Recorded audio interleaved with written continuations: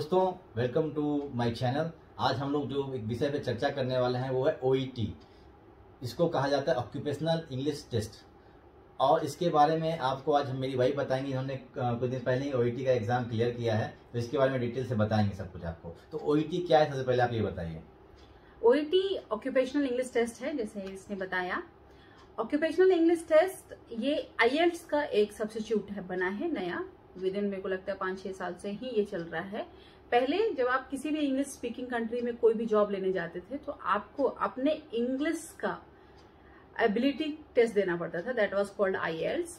But उसको change करके doctors, nurses, pharmacist और फिजियोथेरेपिस्ट, इन लोगों के लिए एक अलग मॉड्यूल बनाया गया जिसको ये बोलते हैं ऑक्यूपेशनल इंग्लिश टेस्टिंग, जिसमें कि सिनेरियो जो है वो मेडिसिन रिलेटेड होते हैं, पेशेंट्स रिलेटेड होते हैं, और वो उसी पे आपको टेस्ट करते हैं। तो अगर इसे मैं समराइज करना चाहूँ तो पहले आईएलटीएस होता था, और मेडिकल प्रोफेशनल के लिए ओईटी आ गया है, जो कि आपसे विषय से संबंधित प्रश्न नहीं पूछते हैं, इसलिए आपको उसे क्लियर करना आसान हो जाता है। इसको पास करने के लिए कम से कम ए या बी ग्रेड होना चाहिए। जी, वो ऐसे ही लिख के ही भेजते हैं, minimum of be in all the modules in one exam. चलिए, तो अगला क्वेश्चन की तरफ बढ़ते हैं। इसको एग्जाम को कैसे दिया जाता है, प्रोसेस क्या है अप्लाई करने के लिए, और फी कितना लगता है? तो प्रोसेस में है कि सबसे पहले आपको अपने ओईटी का अकाउंट बनाना पड़ेगा। ओईटी का जो वेबसाइट लिंक है वो आपको हम लिख देते हैं इसमें डिस्क्रिप्शन में लिंक हम आपके ऐड कर देंगे। ठीक है, आप उसमें जाएंगे, आप अपना अकाउंट बनाएंगे। सिमिलर है जैसे कि अभी आप जीमेल बनाते हो या अपना फेसबुक अकाउंट बनाते हो, वैसे ही ओईटी में अपना अकाउंट बनाना है। सबसे पहले आपको ये सिलेक्ट करना है कि आप क्या हो, आप फिजिशियन हो, आप नर्स हो, या फिर अदर कोई भी आप ऑक्यूपेशन में हो, वो आपको सिलेक्ट करना पड़ता है। उसका नेक्स्ट स्टेप आपको सिलेक्ट करना होता है कि आप कंप्यूटर बेस्ड देना चाहते हो या पेपर बेस्ड देना चाहते हो। मैंने पेपर बेस्ड दिया था क्योंकि मुझे किसी तरह का कोई आइडिया नहीं था, तो आई थॉट कि paper will be good for me, like easier for me, क्योंकि हमारा आदत बचपन से होता है कि हम पेपर पे लिखना पढ़ना ही प्रेफर करते हैं। तो इसलिए मैंने पेपर मॉड्यूल चुना था। उसके थोड़े साइड इफेक्ट्स भी हैं, क्योंकि पेपर मॉड्यूल में आपको डेट्स बहुत लंबे टाइम के इंतजार के बाद मिलते हैं। तो आपको डेट कितने दिनों के बाद मिला था? मुझे डेट्स 4 या 5 महीने के बाद मिला था। मुझे फेब में अप्लाई किया था मैंने, और मुझे डेट्स जून के एंड में मिला था। आपने एग्जाम कहाँ पर दिया था? मैंने ये एग्जाम रियाद में दिया, सऊदी अरेबिया। और जब आप अपना अकाउंट बना लेते हो ओईटी में, तो वो आपको बोलते हैं कि आप उसमें अपना apply for exam. So apply for exam में जब आप जाएंगे तो आपको वो डेट्स बताएंगे और आपको सेंटर्स बताएंगे। पेपर मॉड्यूल के लिए सेंटर्स बहुत लिमिटेड है, कंप्यूटर बेस्ड के लिए सेंटर्स भी ज्यादा है, डेट्स भी ज्यादा है। लेकिन पेपर मॉड्यूल के लिए रियाद में एक ही सेंटर था, that was King Faisal university, और मैंने वहीं पे वो एग्जाम दिया। जब आप एग्जाम का ये देते हैं और आपको एग्जाम का डेट वगैरह आ जाता है, उसमें गूगल का लिंक भी दे दिया जाता है। इसमें आप क्लिक करके डायरेक्ट सेंटर तक पहुंच सकते हैं, बहुत ही आसान होता है। एग्जाम के डेट के 1 हफ्ते पहले आपको उनसे मेल आएगा। पहला मेल आएगा कंफर्मेशन कि आप ये एग्जाम है, ये डेट है, आपने ये भरा था और आपका ये इस समय एग्जाम है। सेकंड मेल में आपको वो एक एडमिशन टिकट देंगे, जिसको आप बोलेंगे वो कि आप प्रिंट करके आप रख लें। तीसरे मेल में वो आपको लिंक भेजेंगे आपके सेंटर का, आप डायरेक्टली उसको नेविगेट करें, आप सीधा सेंटर पे पहुंचते हैं। तो एक और चीज मैं बताना चाहूंगा कि इन्होंने पहले ही अटेम्प्ट में इस टेस्ट को क्लियर किया।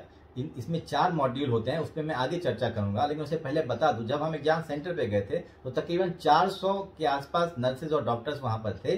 जो उसमें से मैंने कुछ लोगों से बात किया, तो कुछ लोग दूसरी बार, कोई तीसरी बार, कुछ लोग 8वीं बार उस टेस्ट को दे रहे थे। जहां तक मुझे जानकारी है, इसका टेस्ट का प्राइस लगभग $200 के आसपास आता है। मुझे एग्जैक्ट जानकारी नहीं है, जो कि मैं आपको वेबसाइट से निकाल करके आप चाहें तो देख सकते हैं। उसका लिंक मैं डिस्क्रिप्शन में दे दूंगा, क्योंकि कंट्री वाइज ये डिफर भी करता है।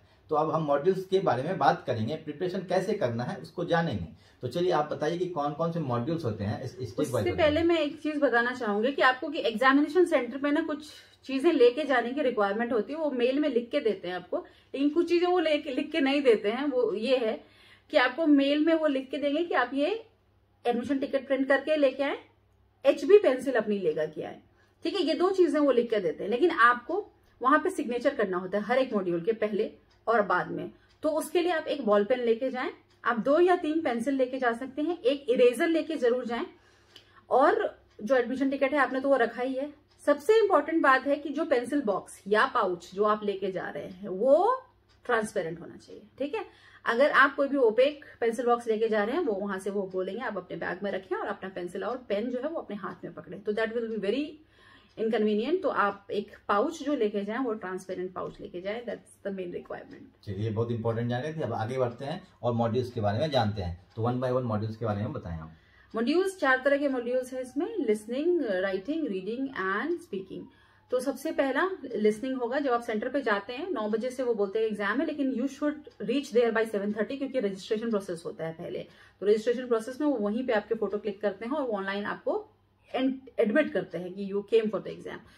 तो वो 1.5 घंटे का टाइम लगता है। तो यू शुड रीच बाय 7:30। 9 बजे से वो आपका एग्जाम शुरू करते हैं लिसनिंग। उसके लिए वो आपको ब्लूटूथ हेडसेट्स देते हैं सभी को, और फिर वो टेस्टिंग करते हैं कि सभी का काम कर रहा है। लिसनिंग में आपके जो पार्ट है वो है A, B और C। हर चीज का आपको यूट्यूब से हर चीज मिल जाएगी। आपको सबसे बेसिक यही पता करना है कि हर मॉड्यूल का एग्जाम पैटर्न क्या होता है। लिसनिंग में जैसे ABC है, राइटिंग में एक ही लेटर लिखना है मुझे, रीडिंग में 3 ABC होगा, स्पीकिंग में 2 सिनेरियोज बोलने हैं मुझे 5-5 मिनट की। ये एक बेसिक आपके दिमाग में होना चाहिए कि ये मेरे एग्जाम का मॉड्यूल है, ठीक है। लिसनिंग में आपको जो A, B और C होता है उसमें part A is most important क्योंकि उसमें 24 क्वेश्चंस होते हैं। That is the maximum part of 42 questions, ठीक है। तो 24 क्वेश्चन आपने कर लिया तो आप बाद में सेफ है, ठीक है। तो 24 में क्या होता है कि 12 क्वेश्चन होते हैं एक सिनेरियो का। वो एक सिनेरियो आपको सुनना है, ठीक है। वो बताता है कि एक पेशेंट आया डॉक्टर के पास, वो ये बता रहा है, तो आपका जो परफॉर्मा दिया हुआ उसमें उसका लिखा होता है कि वो पहले बताएगा पेशेंट आया कि मुझे ये प्रॉब्लम है, मैंने ये दवाई ली, पहले किस डॉक्टर के पास गया था, मेरे ये दवाई मेरी काम नहीं करी, मुझे फिजियोथेरेपी भेजा, मुझे ये एक्सरसाइज करवाया वो काम नहीं किया, अभी मैं किस चीज पे हूं, मुझे फर्दर क्या टेस्ट कराना है। ये सारी वो चीजें बात करेंगे और आपको यहाँ फिल इन द ब्लैंक्स दिया हुआ है। सुनते जाना है, लिखते जाना है, सुनते जाना है, लिखते जाना है। अगर आप एक मिस करते हैं तो आपका दिमाग उस समय ऐसा हो जाता है कि अब आगे की चीजें सुनाई नहीं देती हैं, चेन टूट जाता है, ठीक है। तो आपको इस चीज का ध्यान रखना है कि अगर आपने एक चीज मिस किया तो भूल जाए उसको कि आपने मिस कर दिया, तुरंत आप दूसरा लाइन पढ़ें कि मुझे क्या पकड़ना है अब, ठीक है, क्योंकि आप उसके चक्कर में अब फिर आगे सब कुछ भूल जाएंगे। तो ये प्रैक्टिस बहुत जरूरी है। तो आपने इसके लिए कितने दिन प्रैक्टिस किया था? प्रैक्टिस आप देखें कि 10 दिन बोलते हैं कि काफी है, ठीक है। अगर आपकी इंग्लिश स्पीकिंग है, आप फ्लुएंट हैं, हर चीज कर रहे हैं आप इंग्लिश में, तो आपके 10 दिन भी काफी हैं OET के लिए। लेकिन अगर आपको लगता है कि you are not good enough in English तो आपको प्रैक्टिस 1 महीना करना पड़ेगा। लिसनिंग के लिए मैं ये बता दूं कि लिसनिंग आप जितना एग्जाम के करीब करेंगे ना, उतनी आपके दिमाग की ट्यूनिंग रहेगी, ठीक है। आप अगर मान लें 1 महीने पहले आपने लिसनिंग की प्रैक्टिस की और एग्जाम के पहले आप नहीं सुन के गए, तो आप सच मानिए आपको कुछ नहीं सुनाई देगा एग्जाम में।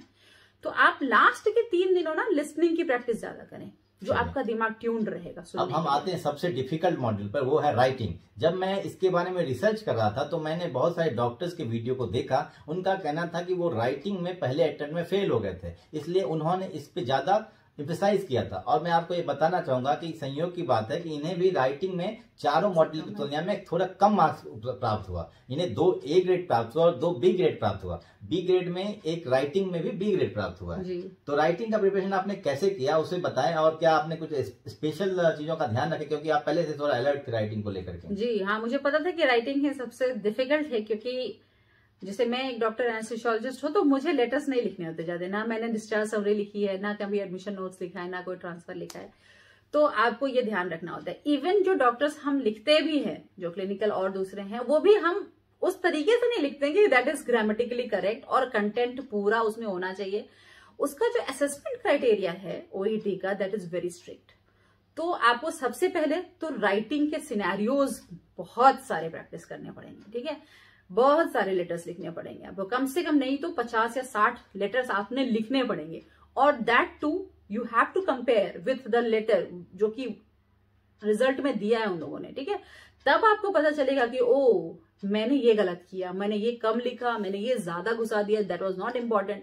देखिए, मैं यही बताना चाहता कि ये सारे राइटिंग्स के जो लेटर्स हैं आपको ऑनलाइन यूट्यूब में बहुत ही आसानी से बहुत सारे मॉड्यूल्स मिल जाएंगे। आप पहले उसे लिखें, फिर उससे मैच करें और उससे नए नए चीजों को सीखें, ठीक है। उसमें कुछ चीजें ऐसी होती हैं, जैसे सबसे पहला फॉर्मेट आपको रट के जाना है कि पहले आपने क्या लिखना है, डेट कब लिखना है, रेफरल कब लिखना है, डियर डॉक्टर कब लिखना है, पहला पैराग्राफ, ओपनिंग पैराग्राफ आपको कैसे लिखने हैं, ठीक है। उसके लिए आप क्या कर सकते हो कि जो आपके पास लेटर्स लिखे हुए हैं, जो इससे आप मैच कर रहे हो, उनसे कुछ अच्छी लाइन्स आप निकाल लें, ठीक है, कुछ फ्रेजेस निकाल लें और आप उसको निकाल के अपने पास हर लेटर में कि अगर मैं ऐसे रेफरल लिखूंगी तो मैं ऐसे ही स्टार्ट करूंगी, ठीक है। बहुत सारे आते हैं, 10-15 रेफरल के आपको स्टार्टिंग ओपनिंग स्टेटमेंट आते हैं। आप 10 पे ना ध्यान दें, आपको जो सबसे अच्छा लगता है उसको आप फिक्स कर लें कि मैंने ऐसे ही ओपन करना है, ठीक है।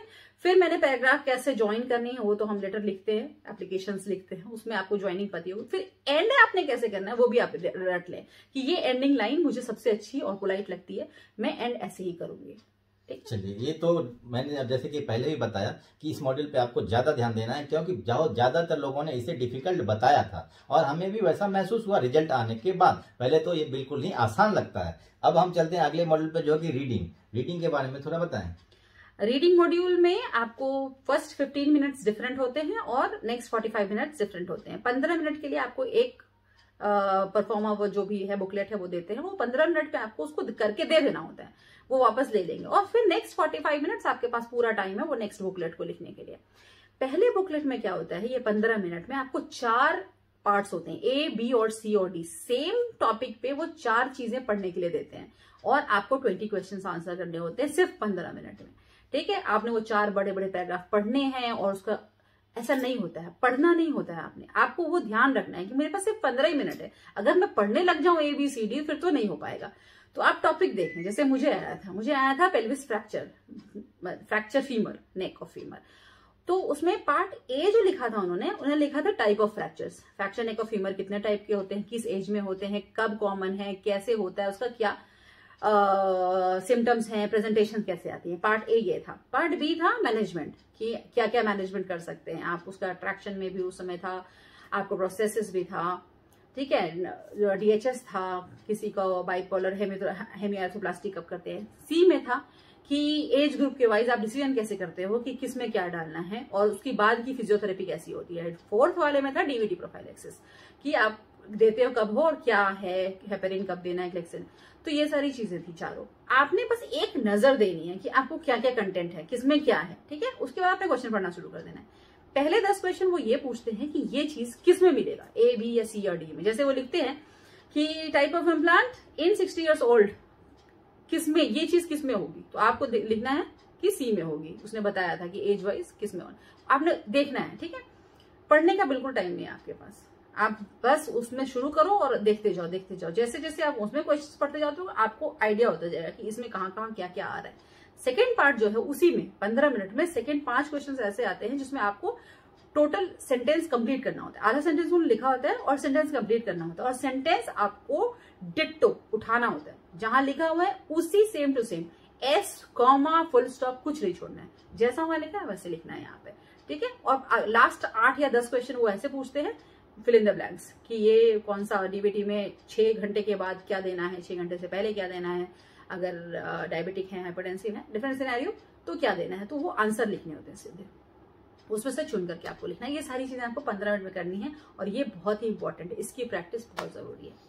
तो फाइनल जो होता है वो होता है स्पीकिंग का टेस्ट हम दोनों ने मिलकर किया था। मैं इसका एग्जामिनर बन रहा था और ये एग्जाम नहीं बन रही थी। उसमें सिनेरियो होता है, आपको ऑनलाइन पेपर्स मिल जाएंगे, उसमें 2 पेपर्स होते हैं, एक एग्जामिनर के लिए होता है, एक एग्जामिनी के लिए होता है। दोनों को सिनेरियो के हिसाब से ही जवाब देना होता है। उसमें कोई आपको एक्स्ट्रा ज्यादा रिसर्च करने की जरूरत नहीं होती है, जो लिखा हुआ है उसी को अपने शब्दों में बोलना होता है। और इसका हमने 3-4 सिनेरियो डिस्कस किया था और मैं आपको बताते हुए बहुत खुशी हो रही है कि इन्होंने सबसे ज्यादा मार्क्स उसी में स्पीकिंग में ही लाया था। स्पीकिंग में आपको 500 में शायद 470 मार्क्स प्राप्त हुए, जो कि बहुत ही अच्छा ग्रेड था। जिसमें जो आपको जो सीक्वेंस में रिजल्ट आएगा उसमें आपको पता चलेगा बी ग्रेड में कितना मार्क्स है, A ग्रेड में कितना मार्क्स है, वो ऊपर से नीचे की तरफ एरो बना करके दिखाते हैं, जो कि बहुत ही अच्छा लगा मुझे कि हमारा प्रैक्टिस थोड़ा काम है, क्योंकि स्पीकिंग के बारे में थोड़ा कम आइडिया था।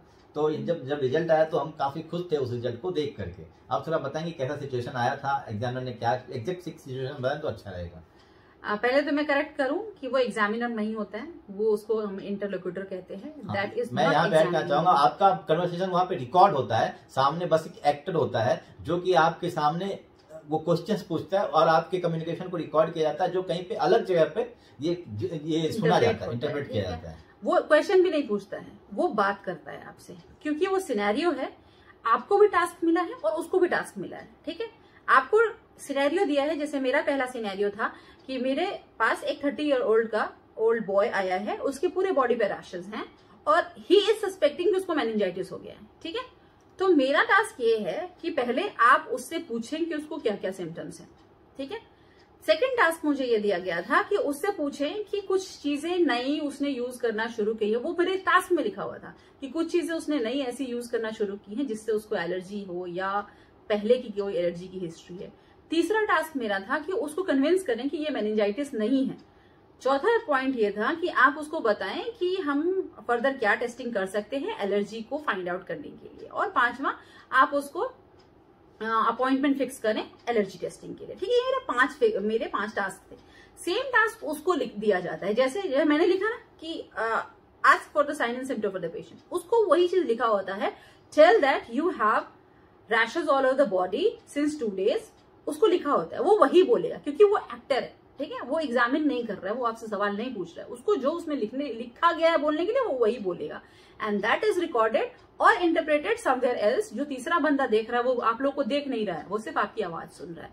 तो आप अपनी आवाज को क्लियर करें, अपना एक्सेंट ठीक रखें, फ्लुएंट रखें, पोलाइट रखें, तो जो सुनने वाला है उसको समझ में आना चाहिए कि आप पेशेंट के साथ अच्छे हैं, ये वो सुनना चाहता है। ठीक है, पेशेंट के साथ तो आप जरूर अच्छी तरीके से बिहेव करें, आप अपना क्लिनिकल कंटेंट भी अच्छे से उसको कन्वे कर पा रहे हैं। ठीक है, ये चीजें।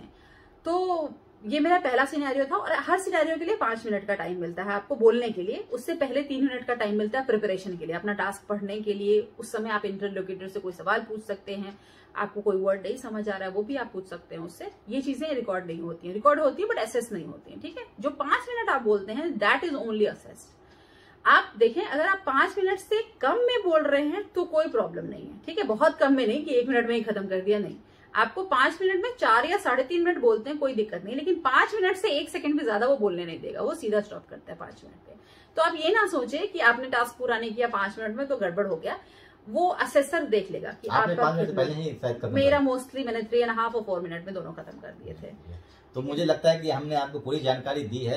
इन्होंने एक ही अटेम्प्ट में इसे क्लियर किया था, लेकिन मुझे वहाँ पे बहुत सारे लोग मिले जो तकरीबन 7-8 अटेम्प्ट से दे रहे थे। उनको इस बारे में ज्यादा स्पेशलाइजेशन था कि एक सब्जेक्ट में अगर क्लियर नहीं हो पाया तो उसको कैसे करना है, शायद उसका भी कुछ रूल होता है। That is for nursing only. Physician के लिए रिक्वायरमेंट है कि आपको minimum of be in all module in 1 exam होना चाहिए। नर्सिंग के लिए हमें नहीं पता कि वो कैसे एडप्ट करते हैं कि 2 C++ बन जाता है, C+ से B बन जाता है। I don't know about that.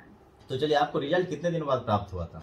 Mostly 14 से 16 डेज के बीच में आ जाता है। वो डेट अनाउंस भी कर देते हैं पहले ही कि कब आने वाला है, बट उससे 2-3 दिन पहले ही शायद मुझे मेल आ गई थी कि your OAT result is available on the portal, आप चेक कर सकते हैं। मैंने देखा और उसमें उसी मेल में वो लिखते हैं कि if you want to authorise someone to check directly from OAT you can authorise it by the OAT login. तो आप जो लॉगिन करें, अपना रिजल्ट डाउनलोड करें, उसके बाद एक ड्रॉप डाउन मेनू आता है जहां आपका रिजल्ट है, वहां पे आपको ऑथराइजेशन लिखा हुआ मिलेगा। आप उसमें जाकर के जिस भी कंट्री के लिए आप अप्लाई करना चाहते हैं, जिस भी मेडिकल काउंसिल के लिए, उसको जाके ऐड करें, सेव करके उसको ऑथराइज कर दें कि वो डायरेक्टली आपका रिजल्ट चेक कर सकता है। तो मुझे लगता है हमने इस बारे में सारे टॉपिक्स को कवर किया है। फिर भी अगर आपको कुछ और जानकारी चाहिए तो आप कमेंट सेक्शन में पूछ सकते हैं।